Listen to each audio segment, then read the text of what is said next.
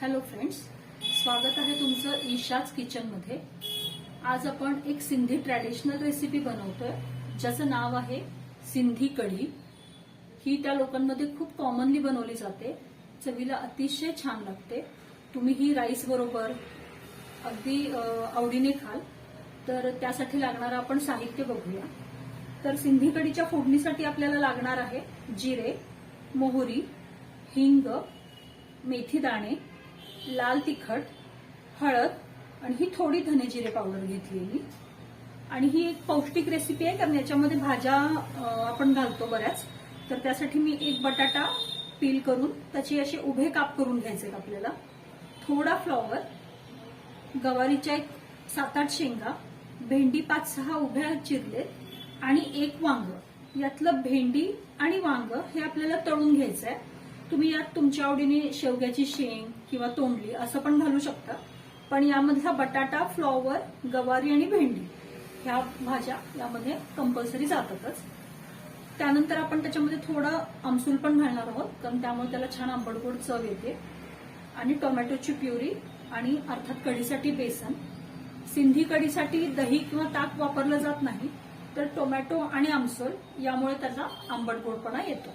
चला तर सुरू करूया सिंधी कढी। तर आपण एका भांड्यामध्ये साधारणतः 1 पळी तेल तापायला ठेवलेलं आहे। या रेसिपीला तेल थोडं जास्त लागतं।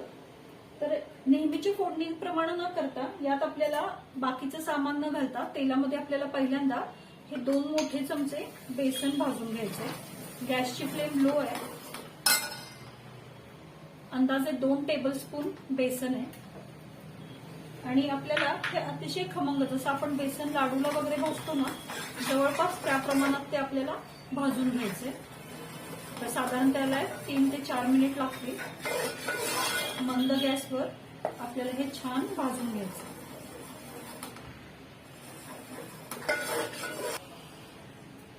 तर साधारणतः 2 ते 3 मिनिट झाले। तुम्ही बघत असाल तर याला अगदी छान ब्राऊन रंग आलाय।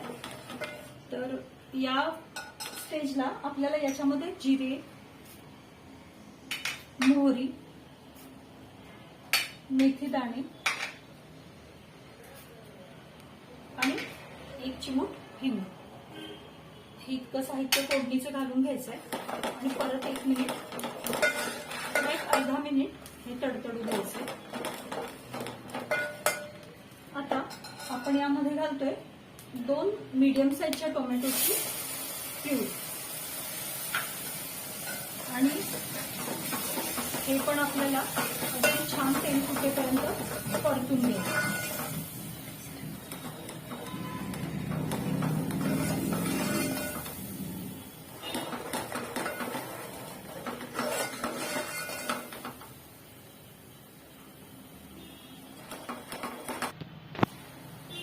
तर आता बघा 2 ते 3 मिनिट झाले आणि टोमॅटो आपला छान परतून झालाय। आता या स्टेजमध्ये आपल्याला याच्यामध्ये घालायचे बाकीचे मसाले, जसं की अर्धा चमचा हळद, 1 मोठा चमचा लाल तिखट आणि थोडीशी अगदी अर्धा चमचा धने जिरे पावडर। हे इतकं परत आपल्याला मिक्स करून घ्यायचंय।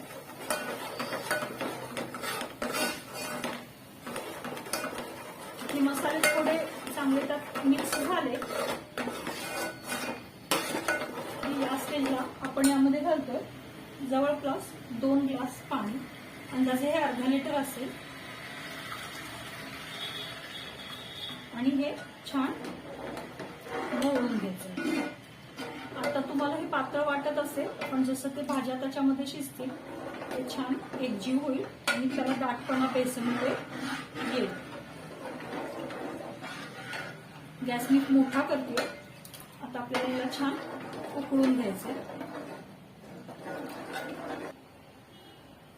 आता बघत असाल एक 3-4 मिनिट झाले आणि आपल्या कढीला आता हळूहळू उकळी येते। याची कन्सिस्टन्सी अजूनही थोडी पातळच आहे।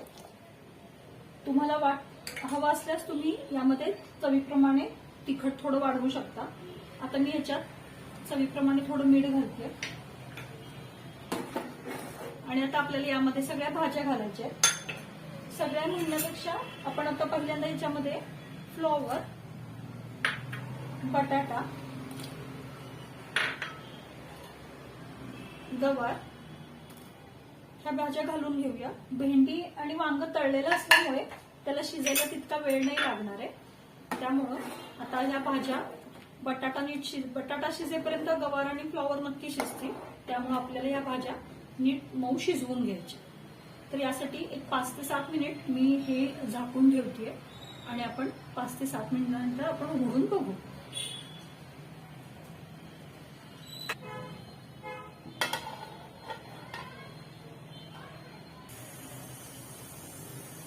तर आपण हे आता उघडून बघूया.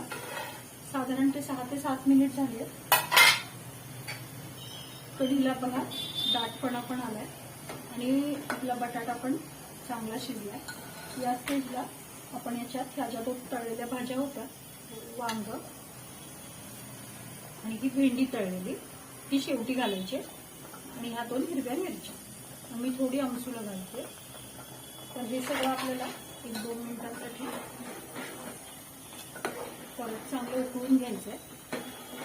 तुम्ही यामध्ये चव बघून तिखट किंवा मीठ तुम्हाला ऍडजस्ट करू शकता. पण याला आपल्याला शेवटी सर्व करण्या अगोदर परत एकदा जिरे आणि मिरची पावडरची आपल्याला याला फोडणी द्यायची आहे. त्यामुळे तुम्ही थोडं तिखट बेतानेच वापरा. तर झालं, तर आपली कढी होत आली आहे. आपण याचा तडका तयार करूया. तर आपण हे तडका पॅन तापायला ठेवलंय. याच्यामध्ये आपल्याला थोडा 1 चमचाभर तेल घालायचं. तेल चांगलं तापलं की आपल्याला यामध्ये जिरे घालायचे. जिरे तडतडले गॅस पटकन बंद करायचं आणि बंद गॅस थोडं तेल थंड झालं तर आता ही आपली जिरे आणि मिरची पावडरची फोडणी तयार आहे. तर ती आपण आता त्या कढीमध्ये ओतू.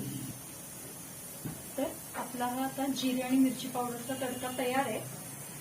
तर आता आपण हा त्या कढीमध्ये घालू आणि कढी सर्व करू. तर हा जो तडका आपण तयार केला होता तो आता आपण या कढईत घालतो.